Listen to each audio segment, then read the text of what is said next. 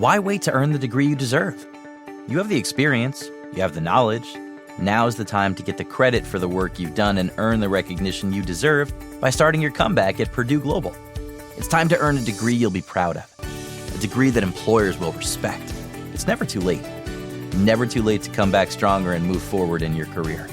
Start your comeback today at purdueglobal.edu. Purdue's online university for working adults. Shopping for humans is hard. Shopping for your dog is easy thanks to Bark. Every month, we deliver toys and treats just for your dog. Whether it's fun plush or tough toys for heavy chewers, we spoil all the dogs. Subscribe now and get a free upgrade at barkbox.com/iHeart. Episode 150, Travel Hacking for Beginners. Welcome to the Frugal Friends podcast, where you'll learn to save money, embrace simplicity, and live a richer life. Here are your hosts, Jen and Jill. Ooh, ooh, ooh, ooh, ooh, ooh. Get there, go, now. Yes. Welcome to the Frugal Friends podcast. My name is Jen. My name is Jill. And we are talking about one of our favorite frugal hacks. And it's one of our best kept secrets, I think. And we're divulging the secrets today. Ooh, that sounds tantalizing. Yeah, no more secrets, laying it all on the table about how we travel for virtually free. Because Travis don't like to pay for vacations, but when I tell him I paid for them all with travel rewards, he's like, sign me up, let's go. Yes. What? Free food? Free flights? Free hotel? Yeah. It's the only way I can get him to take a vacation. Mm-hmm. Yeah. So this is for me. Yeah. And I want to share it with you if you have a partner who is similar. We're talking really basic travel hacking. So like your first year, you're just getting into it, what to do, where to go, all the nuts and bolts, and making it very easy to understand, because some of it, when you get to be a very complex travel hacker, you can make this really, really difficult. And you can get into the weeds with spreadsheets. You can We are not going to do that. I don't have a spreadsheet. I have a note on my phone. That's it. That is the extent. But first, let's give a shout out to our sponsors. Yes. Also brought to you by Hacks. Working smarter, not harder. See how I also did that in a short fake sponsor? Okay. Yeah. Okay, that's it. Layers and layers of meeting. Working shorter, not longer. Not longer. You got to get into it. Got to get there. Got to go. That. Let's do it. Let's I know hack. you are on a time crunch today, so we're getting through this. All right, if you want to check out some of our other episodes on travel, you can check out episode 71, where we talked about travel hacking with Lee Huffman, and he's one of those experts that can really get you into the weeds. It was a great episode, but I don't think it was as beginner friendly as we want to purvey here. And we also have episode 119, Frugal Travel with Danielle Desir. She helped us save money on travel outside of travel hacking, like staycations and all kinds of stuff. Also, relatively safe ways to travel, which was great. So definitely those two. Yeah. 2 caveats just before we get into our articles. First of all, I do want to say, if you've listened to Frugal Friends podcast for any amount of time, you know that Jen and I are not opposed to credit cards. That is not our ultimate foundational message to avoid all credit cards. We do see benefits of it. We think that it can pair with the frugal mentality and frugal journey. However, this is our own personal journey, right? Personal finance is personal. And so if credit cards are not for you, this episode might not be for you. We are talking a lot about how to use credit cards to get free travel, free rewards, free through credit cards. But it needs to be paired with wisdom and self-knowledge and understanding of what is best for us. So please just know that Also, we are doing this in the midst of a pandemic when travel is very restricted. So we are hoping that part of this episode can be evergreen, meaning that we have hopes that more travel will be available in the future, and this will continue to be a helpful episode. But this still doesn't mean that this is irrelevant.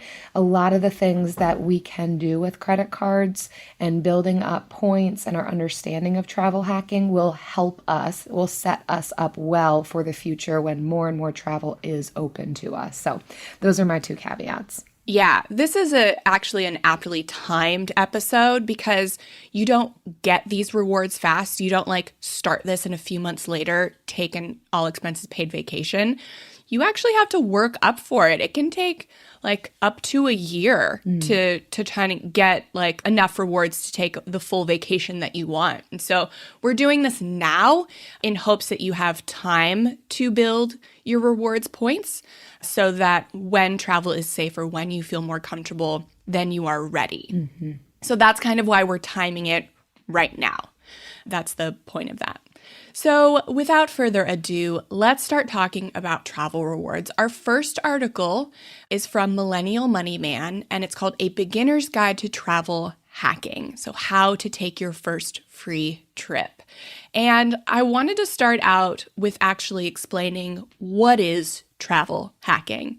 So hacking is not really the most accurate term because you're not doing anything illegal or against the rules, against the terms of services. It's really optimizing whatever credit card offers you have, optimizing reward capabilities. So it's travel optimizing, but that's not as fun. It doesn't sound as cool. Right?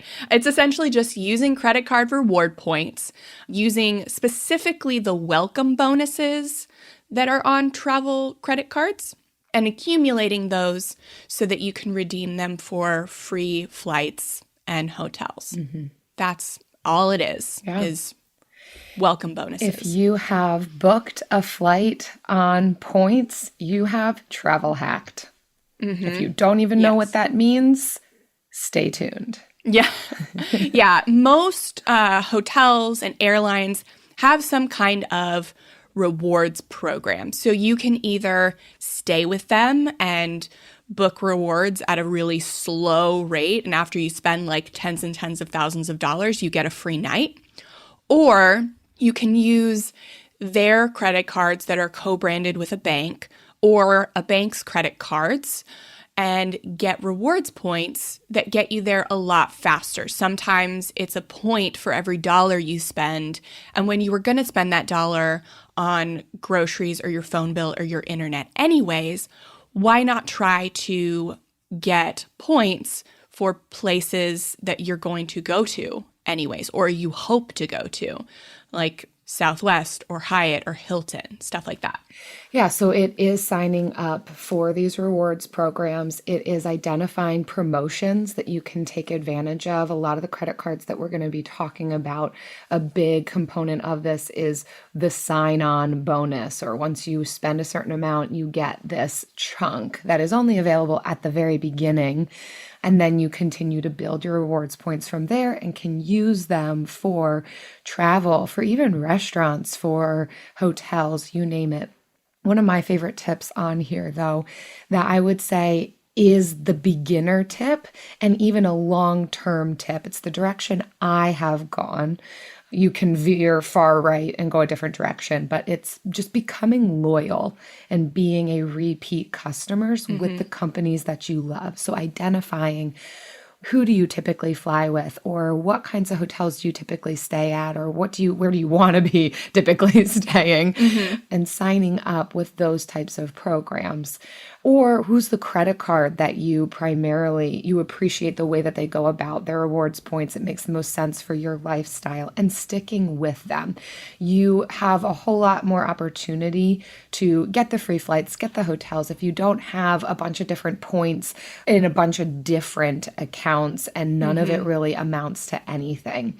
That is the direction, however, for people who do get into the weeds with travel hacking, is constantly jumping ship from credit card to credit card and kind of chasing those initial sign-on bonuses. That's not what we want to do in the beginning, nor do I feel like that's something you have to do if this is something you want to do long term. You can just find the really great airlines, credit cards, hotels that will offer you the benefits that you're looking for. So that's the direction I've taken, and I would recommend it as a beginner as well. Yeah. I personally did not have any brand loyalty before I started travel hacking, and I actually let the reward points and the cards and the programs tell me which brands I should have loyalty to. Yes. So the hotel brand that had the best redemption value, the airline that had the best travel perks, stuff like that. I let the card tell me where to be loyal. It's a great way to go. For me, I've been more loyal to the credit card that I have and can use points on a variety of different airlines. So personally, I'm not loyal to any particular airline, although that is a direction you could go, particularly if you plan to fly a lot. Yeah. So there are a few other things besides points that a travel rewards credit card can give you. And so these are all things to pay attention to if they are important. They're not always important to me, so I look at really the bonus points value, but some of these cards offer, some of the airline ones offer free checked bags, priority boarding, airline credits. Some of these cards offer credits for Uber or Lyft. So if you find yourself taking those frequently, looking for cards that have that. Some offer no foreign transaction fees. Actually, quite a few of them do. Yeah. So if you go international, that's a really great benefit. Access to airline lounges. I know, Jill, that was a big reason that you got your card. Yeah. So if that's important to you, then great. And application fee credits for TSA PreCheck and Global Entry, which we actually just signed up for using our card. We got it for free. Nice. It's not why we signed up for the card, but it was there. And we're like, why not? It's free, we'll have it for 5 years. And then also travel insurance. That's a big one. Like rental car companies will try and sell you rental car insurance or travel insurance for other places. And these cards, if you purchase things on them, some of them offer automatic insurance on those things. So if you are planning a certain trip where you know you will have to take an Uber or get a rental car, or you have a long layover, you may want to lounge, plan your vacation and then travel hack according to it. And that's going to kind of guide you in maybe which cards are best for you. We are going to give you a 4 to 5 card strategy at the end, but beyond that, you kind of have to look at these extra perks that may throw you over the edge. It is something to keep in mind, particularly for those who are thinking, yeah, I am going to travel in the future, but we're in the midst of a pandemic, so what do I do? A lot of these travel rewards credit cards also offer all of these other perks. And I know the credit card I have has even shifted. So where it was heavy travel rewards, they said, okay, we know we're not traveling a lot, so here's dining credit. Here's, you can translate it into money on Amazon, you name it. So while I know we're talking about travel hacking, a lot of these credit cards also just have other really great rewards to them that are worth looking into. Yeah, literally that's what I spent all of 2020 doing. Instead of redeeming it for travel credit, they let you, as long as the redemption was 1-to-1 and it wasn't like 1 to 0.75 or something, I used it just to redeem on purchases. Yeah. It was really easy. And so to break it down a little bit further, just depending on your point of entry into this concept, using your credit card points for travel hacking, really what that means is as you've spent a certain amount of money on your credit card, with each credit card statement, you usually collect a certain amount of points. Some credit cards will differ on how many points per transaction or type of purchase they give you. So for instance, if you are purchasing groceries, some Some credit cards will give you 3 times the points. If you are purchasing travel, some credit cards that are particularly a travel credit card might give you, 3 to 5 times the points. And sometimes it's just a 1-to-1 dollar ratio, $1, 1 point. And then you start to see this little bank account of points increasing and increasing, and you can go onto the dashboard of that credit card and purchase what you want to purchase with those points, whether it be travel or hotels or anything else. They usually have their own kind of search engine that can help you find what you want to find to go where you want to go. Yeah, I don't really pay attention to the what's 4x points, 3x points, 2x points.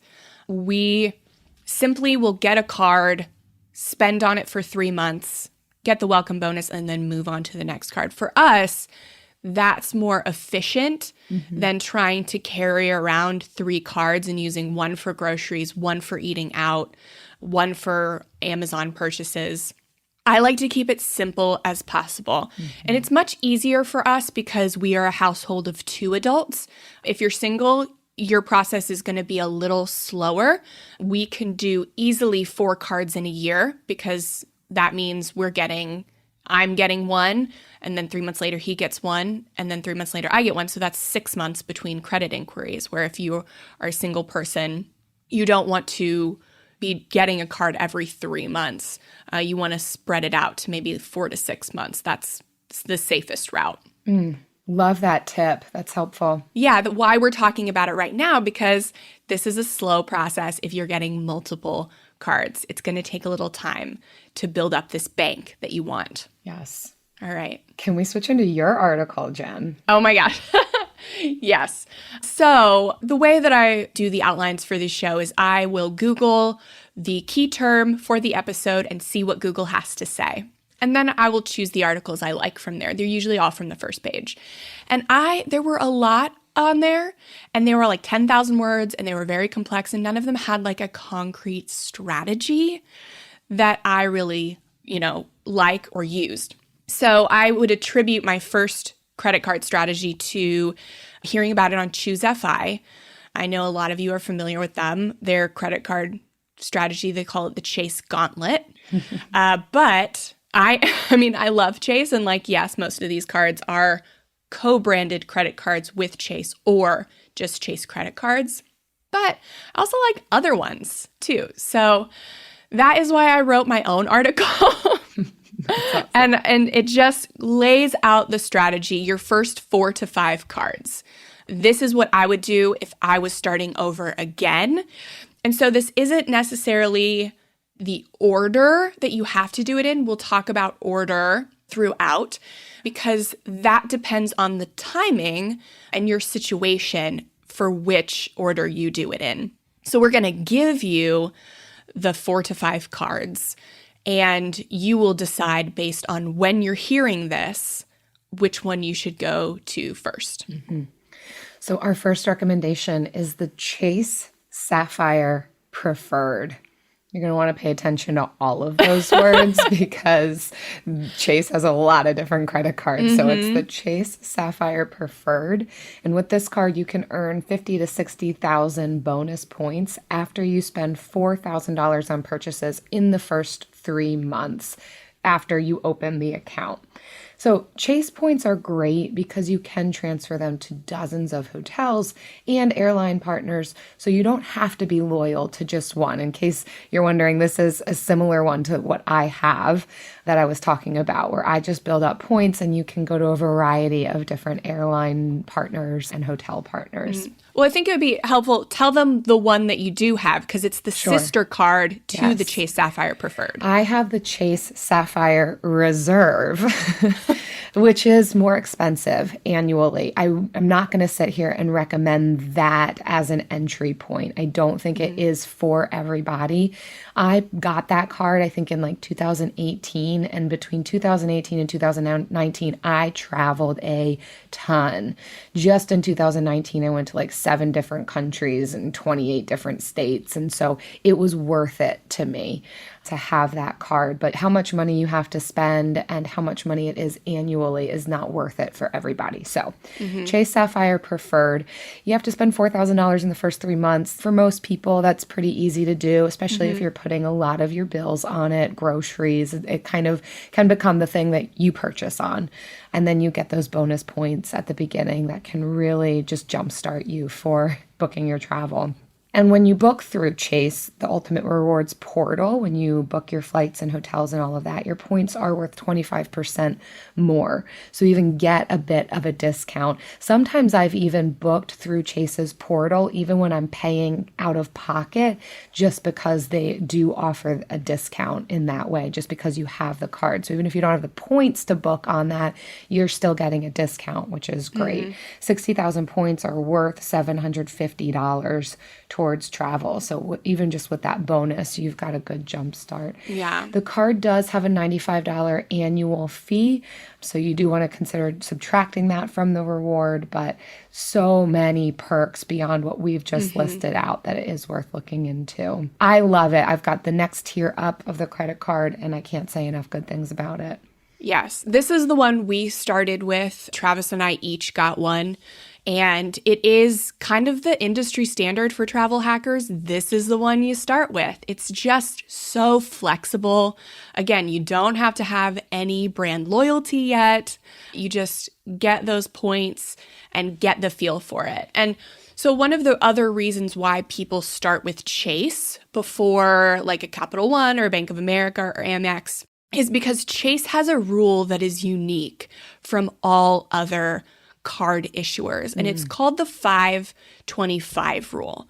So you will not be approved for a Chase credit card, no matter how great your credit is, if you have opened 5 credit cards or more in the last 24 months.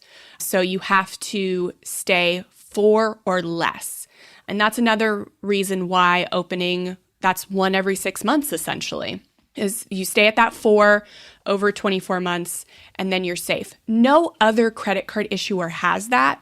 So when you reach your 4 Chase cards or Chase co-branded cards, you can still get a Bank of America or a Capital One or whatever, but AI might be the most important new computer technology ever. It's storming every industry, and literally billions of dollars are being invested.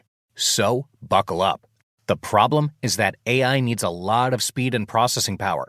So how do you compete without costs spiraling out of control?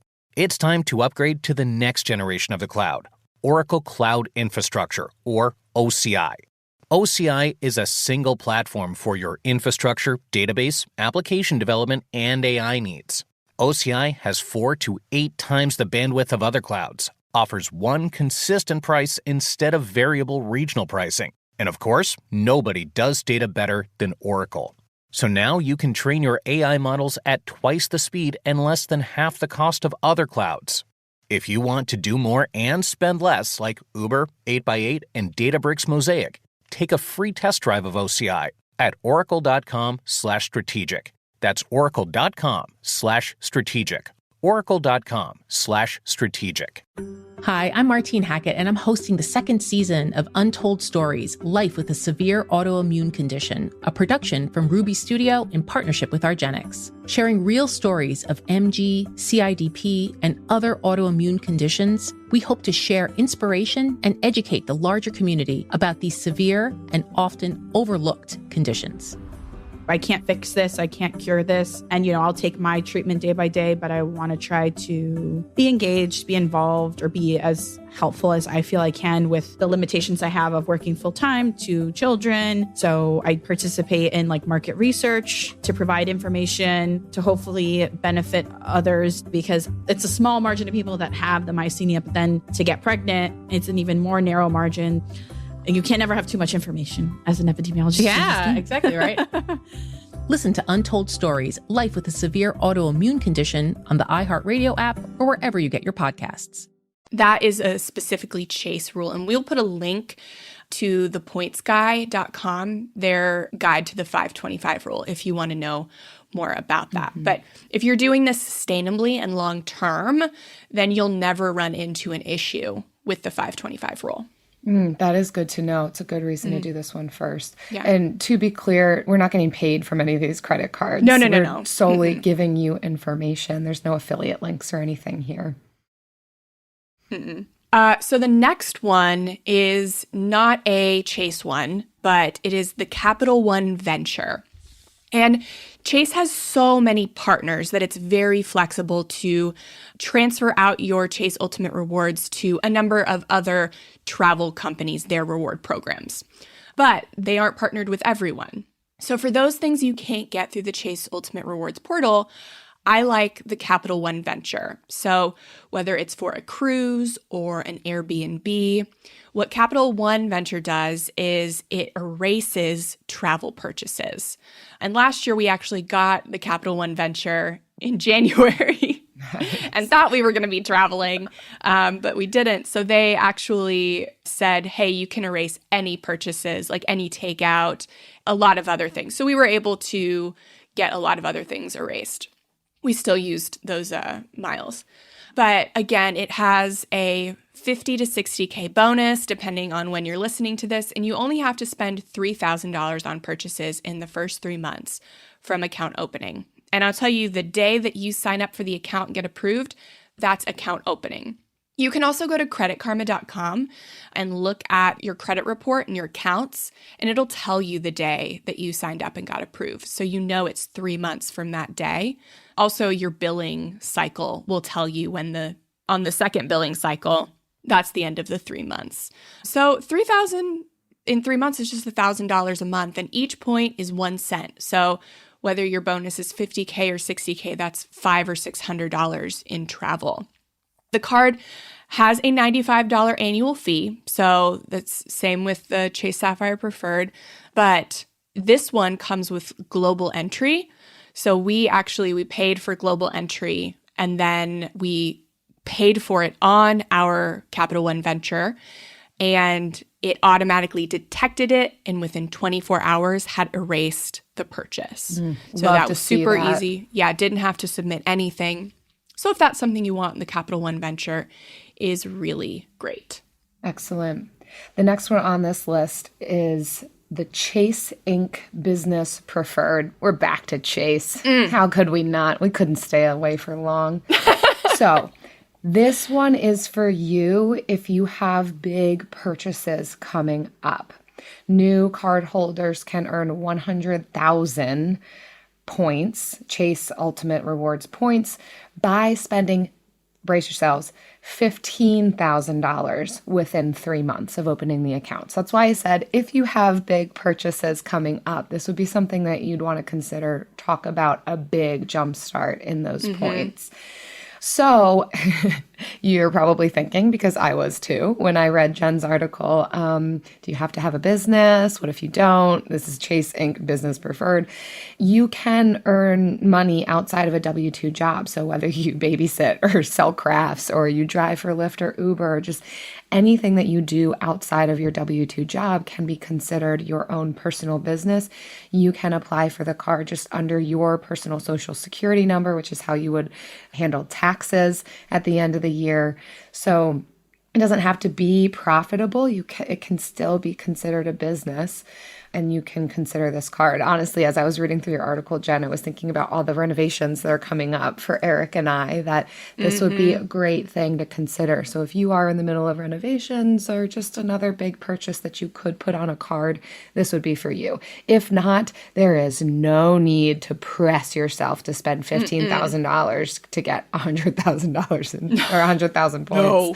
Yeah. Nope. Only if this Absolutely is already not happening for you. But yeah, you don't have to have an LLC or a registered business to get this. They do not check. And honestly, I have actually signed up for several Chase Inc. businesses cards because I do have a business. And it was easier for me to get approved for it when I put in my social security versus when I put in my EIN. So sad. When I put in my EIN, I have to send in like a piece of paper from the IRS and all that. But when I put in my social security number, it was like, yeah, you're approved. So yeah, your business doesn't even have to be profitable. Uber still isn't profitable. Yeah, I'll tell you that. Uber and Lyft both, neither are profitable. Wow. And they're still considered businesses. Dun, dun, dun. Yeah. All right. So these next cards are Chase. So everything on here except for the Capital One Venture is Chase. And this is where we kind of split off where you would head in your direction of your first year. And the way you split off actually would determine whether you want to get the Capital One Venture first or wait. And so your next one would be a co-branded hotel or airline card. So at this point, you have to decide, do I want to do a hotel? Maybe I'll drive more. Or do I want to do an airline? Maybe I'll, stay with friends, stuff like that. So decide whether you want to do a hotel or an airline. I normally recommend doing it depends on the time of year that you are starting this. So here we go. This is going to get a tiny, tiny bit complex, but stay with me. I'm here. So I'm going to start with the airline first. My recommendation for airline card, beyond a shadow of a doubt, is the Southwest card, the Southwest co-branded card with Chase. That is because Southwest has the coveted Southwest Companion Pass. It is the best perk in all of travel rewards. It is magical. So the Southwest Companion Pass allows you to bring a companion on any Southwest flight that you fly for absolutely free. You just have to pay $11 each way for taxes and fees. You can't get around that. So you can only get a Southwest Companion Pass by taking 100 flights, but you'll pay at least $15,000 in flights alone, or you can get it through Southwest credit cards. And this can be a one-card endeavor, or it could be a two-card option. And I have used and do recommend the two-card option. The first, if you are only trying to do it on one card, maybe you got that Capital One Venture and you're trying to stay below your 524, is the Southwest Rapid Rewards Premier Business Credit Card. So that will require you to spend $25,000 in the first 6 months of account opening. That is unreasonable for most people. Yeah, but the bonus, right. So the bonus on that is 100,000 points. And then after spending $25,000, you'll get another 25,000 points. And there you go. There's your companion pass. The two-card method, which would put you at cards 4 and 5 and mean you'd have to wait on the Capital One, would only cost you $15,000 over 9 months. You have 9 months to do it. So you have to start with the personal Southwest card and then also get a Southwest business card. It's a different one from the Premier. So you would start with the Southwest Rapid Rewards Plus. That is their lower tier personal card, and then spend $12,000 within 9 months of opening it. Only $2,000 of that has to be in the first 3 months, though. The other $10,000 is the first 9 months. Then once you hit that $12,000 spend, then you sign up for the Premier Business Credit Card. So that would only require you to spend $3,000 on purchases in the first 3 months. And after that, you have over $140,000 just in the bonus points. And so you've got it. But the caveat with this is that to get the most out of your companion pass, you have to time the opening of the first card correctly. So the Southwest Companion Pass is valid in the year you qualify for it and the entire following calendar year. So that means if for some reason you could spend $18,000 in January of 1 year and get the companion pass, then you would have it for almost 2 years, like almost a full 2 years. Not many people are going to do that. So you want to sign up for that first card, that personal card, between November and March of whatever year you're starting this. You want to make sure, because the first card you're going to get is that personal plus, and that first bonus is $2,000. They do this on purpose. If you're wondering why do they split up the things, it's because of this right here. They want to make it harder for you to qualify for the companion pass. You have to make sure you do not spend $2,000 in November or December so that that bonus hits in the first calendar year, because all 125,000 of your points must be gained in one calendar year, January 1st to December 31st. And there's a small caveat. If you're doing this on points, you actually only have till the end of your December billing cycle. So if the end of your December billing cycle is like December 3rd, you only have through December 3rd to get all your points, essentially. So that's why you say sign up for that Southwest personal card no earlier than November, preferably December, depending on how much your expenses is, and make sure you cross that $2,000 spend mark January 1st or later. And then after that, you can go as quickly as you can to get the rest of the spend on the personal and then the business. And then as soon as you make the spend, you get the companion pass. Well done, Jen. I'm still here. And also, we'll link to your article as well. Yeah. For those of us who are visual. Did you understand that? I did, but I think unless I was planning on doing this, I probably would have tuned out. Okay. All right. Great.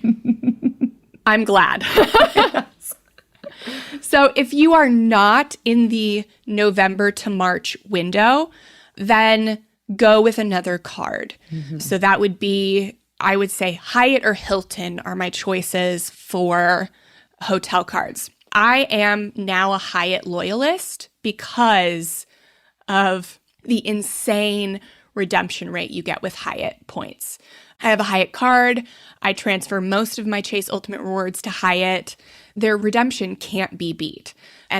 Hi, I'm Martine Hackett, and I'm hosting the second season of Untold Stories, Life with a Severe Autoimmune Condition, a production from Ruby Studio in partnership with argenx. Sharing real stories of MG, CIDP, and other autoimmune conditions, we hope to share inspiration and educate the larger community about these severe and often overlooked conditions.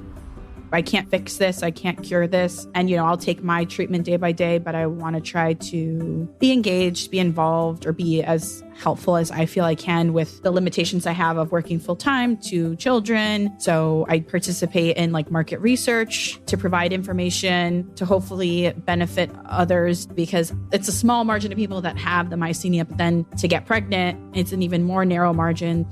And you can't never have too much information as an epidemiologist. Yeah, exactly right. Listen to Untold Stories, Life with a Severe Autoimmune Condition on the iHeartRadio app or wherever you get your podcasts. We all agree that reducing carbon emissions is a good thing. And once again, Toyota is leading the way. We hear a lot about fully electric vehicles, and Toyota has them, with more on the way. But we also know a BEV is not for everyone, whether it's because of cost, range, or concerns about finding a charging station when you need it. Plus, the raw materials used to manufacture batteries are limited. Enter Beyond Zero, Toyota's vision for a carbon-neutral future, in vehicles and manufacturing plants too, in the years ahead. The materials used to make just one long-range battery for an EV could be used to make batteries for 6 plug-in hybrids or 90 gas-electric hybrids. That's why Toyota's position today is electrified, diversified, empowering you to choose how to reduce your own carbon footprint with the vehicle that's right for you, a hybrid, plug-in hybrid, or battery EV. So shop, learn more, and get details at toyota.com/beyondzero. Toyota. Let's go places. I'm not going all out with points, so I don't have the time or energy to get there with Marriott or whatever. So that's why I love Hyatt. The only reason that I would go with Hilton is because American Express has a Hilton Honors that has no annual fee. And if you are trying to build up your credit, especially if you don't own a home, then you don't have that credit history length a mortgage can give you. You're going to want to have a card or a few cards with a very long established history. So that would be if you are new to credit and working on your credit history, maybe don't have a mortgage, then get a card with no annual fee like the Hilton Honors American Express. They have a few, so choose the one with no annual fee because the other one's expensive. But this is a good way to build your credit without paying the bank to do it. You do not have to pay the bank to build your credit. Don't pay interest. Don't pay annual fees more than once. We cancel all of our cards before the second annual fee hits. That's just something we do. We have established credit histories, and our credit doesn't really dip when we do that. So that's something we do. And the Hilton Amex has really great benefits too. You get $100,000 Hilton bonus points after just $1,000 in eligible purchases in the first 3 months.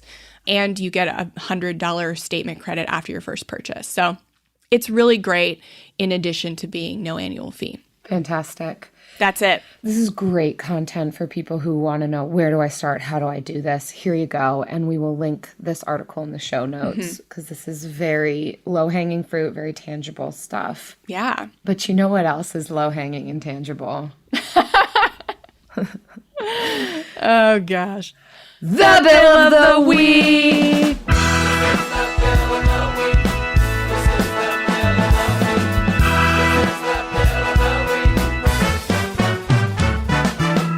That's right. It's time for the best minute of your entire week. Maybe a baby was born and his name is William. Maybe you paid off your mortgage. Maybe your car died and you're happy to not have to pay that bill anymore. Duck bills, Buffalo Bills, Bill Clinton. This is the Bill of the Week. Hey, Jen. Hey, Jill. My name's Megan from Atlanta, and I was calling because my Bill of the Week feels extra epic and worthy of sharing. I have been paying my student loan for almost 7 years, and as of today, the payment cleared and it is paid in full. I am so excited about this. My husband and I have been trying to become debt-free for the last 14 months, and we are getting closer and closer every day. And as of next month, we are also qualified to apply for the temporary expanded public student loan forgiveness for my husband's student loan, which would essentially forgive almost $50,000. And if that goes through, which it should, we are only about $20,000 from being debt-free at that point. So I'm so excited, and I'm so thankful for your guys' podcast, just kind of giving me that motivation every Friday. I love you guys so much. Thank you. Woo! I promised my husband that I was going to be quiet during this podcast recording. Like, I'm not going to scream this time. I'm going to be so much more quiet because we've got company. But, oh, Megan from Atlanta, this is Megan worth it. deserves your boisterousness. This is epic. Getting rid of a student loan, there's nothing like it. There's no better way to get back at your university than to be like, gosh. I am done with you. Everything they've done to you. All of the education and the debt. Congratulations, Well done. Megan. Man, that's freeing. So I hope that you have gotten through, because this was a few months ago. We're a few months behind on Bills of the Week. So if you've sent one in and we haven't played it, that's why. So Megan, if you're listening to this, if you haven't left the show because you're sad that we didn't play your bill, if you're still listening, let us know in the Frugal Friends community on Facebook how much closer you are to total debt freedom. We're so proud of you. So exciting. And I'm so glad that we get to spend every Friday morning with you. We love that. If you all want to submit your bill of the week, visit frugalfriendspodcast.com/bill. Leave us a bill, whether it's as epic as Megan's was or just something else random related to Bill. You know how we roll.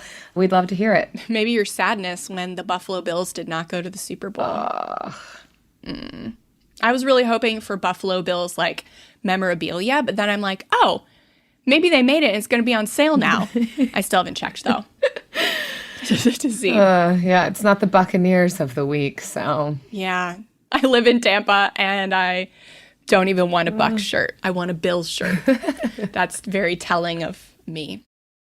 Anyways. Now it's time for the lightning round. Did you promise you wouldn't have a loud lightning round too? I promised I would do nothing loud. I'm going to talk quiet. I talk like this. He's like, this isn't how you talk. I'm like, I will this time. I will this time because we have company and they're trying to sleep. I think they're up though. They are not trying to sleep right now. Now I'm screaming. Gosh, They were, believe it or not. They should wake up. They are now. Yeah. You're doing them a favor. All right. So we're going to talk about the travel hacks that we have personally done that we are most proud of. And mine's easy. Jill, I thought yours was going to be different, but maybe I'll have to share yours. Yeah, I know. I always forget, but I think I've got a good one, but keep going. All right. So mine is 5 days at an all-inclusive resort in Mexico. Whoa, that was great. Your first getaway since having a baby. Oh my gosh, it was a dream. And it was December of 2019, right? So Yes. that was it. That was the only. That was it. Yeah. You went out with a bang. Then it wasn't going to happen. Yeah. All right. So we had the Southwest Companion Pass and a bunch of Chase Ultimate Rewards. After we had been doing this we had been travel hacking for 1.5 years at this point when we had enough to book this trip. So like I said, this is not something that happens overnight. I think we were at least 6 months in before we took our first trip, and we were 1.5 years in before we worked up to this. So we had our companion pass. So we got our flights from Tampa to Cancun, Mexico, $22 for each, because we each have to pay. I paid for the flights with my points, and then Travis's was free. So $22 each way for taxes and fees. Paid for the transportation from the airport to the all-inclusive resort, which was like $25 each way. And then the entire 4 nights, 5 days, 4 nights, was covered. It's a Hyatt all-inclusive resort, the Hyatt Zilara, and it was 25,000 points per night. And so we had the Hyatt credit card where we'd gotten, I think, 60,000 points, 50 or 60.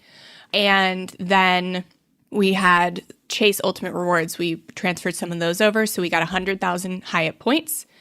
And so every night was covered. And so food, drink, entertainment, cabanas by the pool, on the beach. And that just makes it all the more lovely to know we didn't pay for any of this. We got this with the purchases we already had to make in our daily life. It's why we do like credit cards. If you don't go into debt by having them, there's incredible benefits. Yes. So that whole trip was under $100 for the week. So I don't have a travel hack that particularly stands out to me. That's not to say that it doesn't exist. My brain is just not always working. Just consistent free hotels, car rentals, and flights on nearly every trip I go on has been my experience. Although I will say, and this might be a little... you mentioned it in the articles, but one of the things I love about the credit card that we have is the travel insurance that it provides. So anytime I book a flight or a hotel or a car rental on that card, I don't ever have to worry about clicking add $49.99 to insure this trip or any other dollar amount, because the credit card covers that. They do insure any of my travel, and I have taken advantage of it. So for me, this is where frugality intersects, because I don't want to spend money unnecessarily. I don't want to spend money on fees that are unforeseen. There was an experience in Washington State where I got 2 popped tires on a rental car. There was an experience in Idaho where I got another popped tire on a rental car. And also an experience where I had to cancel Airbnb, and Airbnb is notorious for not having good cancellations. The one reason I don't book with them, hotels have much better cancellation policies. However, because I booked with my credit card, I was able to be fully reimbursed for all of those incidences. Particularly with Airbnb, Chase went to bat for me and got me all my money back. I mean, it was a bit of a headache. I don't think I had been updated on that. You were fighting that for so long. It was a 6-month battle, so I'm not going to say it was enjoyable by any means, but Chase got my money back. Airbnb wanted nothing to do with me. Chase was the one who was like, all right, we're back and forth with them. We got you your money. Here it is. So to me, that has been an amazing travel hack that I get through my credit card, and the amount of money they've given me back just by all of these faux pas that have happened in these different states.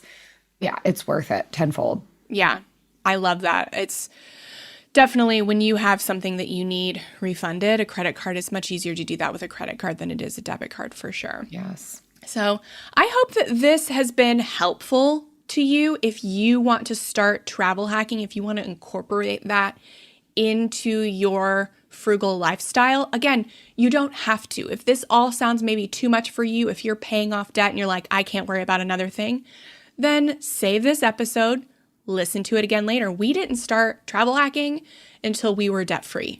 So this isn't something that you don't have to do everything at once, but it is a great way to get stuff from big banks without paying for it. Take back control of the money. You paid a lot of money in interest on your student loans, on your cards, on your other credit cards. Stop doing that and start taking it from the banks through You travel take advantage rewards. of them now. It's your time to shine. Yes. All right. So thank you again for listening, and thank you for your kind reviews. They do support the show. So if you can't support us monetarily, then leaving a review is the next best thing. And right now it's the only thing. So definitely leave a review, kind of like this one from Cecilia P. Just happens to be 5 stars. She says, frugality made fun, and she has many emojis with the money mouth. She says, we have been on a debt-free journey for the last 6 years and have paid off $150,000 in consumer debt. We are in our last debt of $35,000, my student loan, and was about to give up on our journey. I lost all my motivation in 2020 and then found this podcast while searching for inspiration. I cannot thank you enough. You girls are a lot of fun, and I feel like I'm listening to girlfriends talk. While cooking and cleaning and having no spend days, I have learned and found my motivation to continue to get to the finish line. Thank you.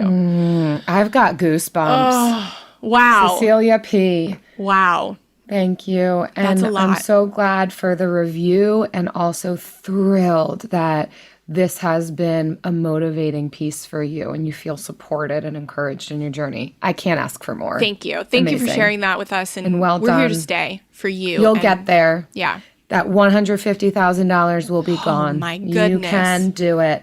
You did We it. also want to thank our friends who share these episodes on social media. When you share the latest episode and tag us on Facebook or Instagram, we add you to our monthly drawing. For every 5 tags and reviews we get each month, we give away a copy of the Frugal Friends workbook. So keep leaving us reviews on iTunes or Stitcher. Take a screenshot before you send it and send that screenshot to frugalfriendspodcast@gmail.com. And don't forget to tag us on social at Frugal Friends Podcast. See you next week. Bon voyage. Frugal Friends is produced by Eric Sirianni.